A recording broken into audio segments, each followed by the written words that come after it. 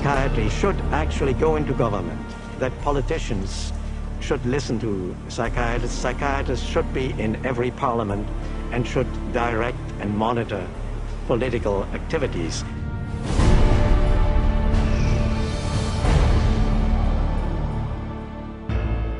За период чуть больше столетия психиатрия проникла во все сферы общества по всему миру. И это не случайно. People aren't aware that in 1940 a prominent British psychiatrist, Colonel J.R. Rees, addressed the National Council on Mental Hygiene and set the agenda for psychiatry for the next 60 years. Since then, psychiatrists have been given authority in nearly every sector of our society, with tragic results. We must aim to make it permeate every educational activity in our national life. Public life, politics and industry, should all of them be within our sphere of influence. We have made a useful attack upon a number of professions. The two easiest of them, naturally, are the teaching profession and the church. The most difficult are law and medicine. Коллега Риза, психиатр Брок Чисхолм, соучредитель Всемирной Федерации психического здоровья, позже объяснил подробнее планы психиатрии. To achieve world government, it is necessary to remove from the minds of men their individualism, loyalty to family traditions, national patriotism and religious dogmas. Чтобы осуществить свой план, американские психиатры убедили Конгресс США, что умственные расстройства являются национальной угрозой и что только они при достаточном финансировании могут с ней справиться. Так было положено начало огромным расходам американского правительства на психиатрические исследования. От $1 миллиона в 1946 году затраты поднялись почти до $1,5 миллиарда сегодня, более чем на 139 000%. Так психиатрия распространилась по всей Америке, а затем и по всему миру. В усердной работе психиатров вы обнаружите причины мировых кризисов. Пример: сербский психиатр Йован Рашкович требовал проведения этнической чистки хорватов и мусульман, поскольку он твердо верил в их расовую неполноценность. Результат: в 90-х годах в Боснии коллега Рашковича, психиатр Радован Караджич, и премьер-министр Слободан Милошевич создали на Балканах концлагеря, в которых снова начались массовые пытки, насилие и убийства невиновных. Один военный психиатр объяснил, как это происходило. C'est très difficile tuer millions de personnes. C'est très difficile, techniquement difficile. Les Allemands étaient bons techniciens et ils ne pouvaient pas, ils pouvaient seulement 6 millions de Juifs exterminés. Ils massacrent, par exemple, 100 ou 200 de personnes, ou violent 100 femmes et 100 jeunes filles, pour que les autres sont effrayés et échappent. Alors vous avez le terrain pur.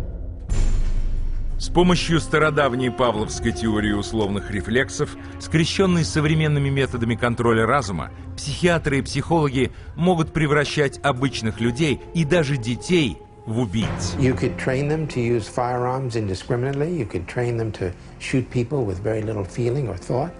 You could train them to use abusive and brutalizing procedures in order to obtain information with no hesitancy, with no concern. Это то, как создаются террористы.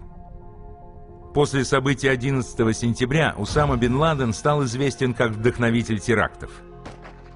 Но главарем и мозгом Аль-Каиды является Аман Аль-Завахири, обучавшийся психологии и фармакологии в университете Каира и являющийся автором пособия Аль-Каиды по использованию психиатрии для принуждения. А организатор террористических взрывов в Мадриде Абу Хафиз, другой член Аль-Каиды, использует те же самые методы управления сознанием людей. You can implant memories. Memories are potent sources of motivated behavior.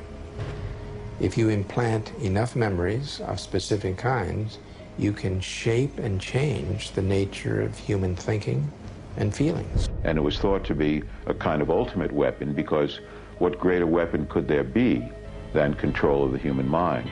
You can control minds, and you can move people around, particularly when you control their lives. It's easier to control their minds. When we look at psychiatry and psychology, social control is the primary agenda.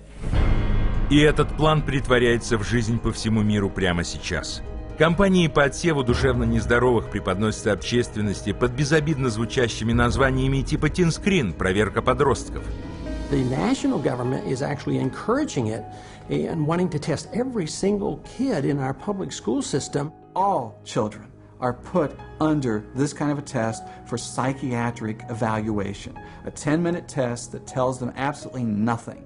I predict that upwards of 90% of all the people screened will be diagnosed as having a psychiatric disorder, which means that we'll have an entire generation that will be a perfect profit center.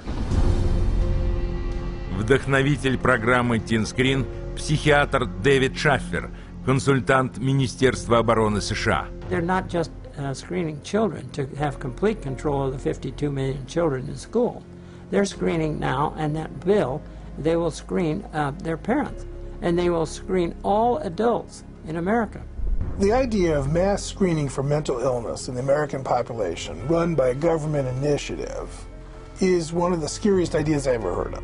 Psychiatry is politics, has always been politics. It is politics pure and simple, because psychiatry was always the application of force against people who don't want to be forced.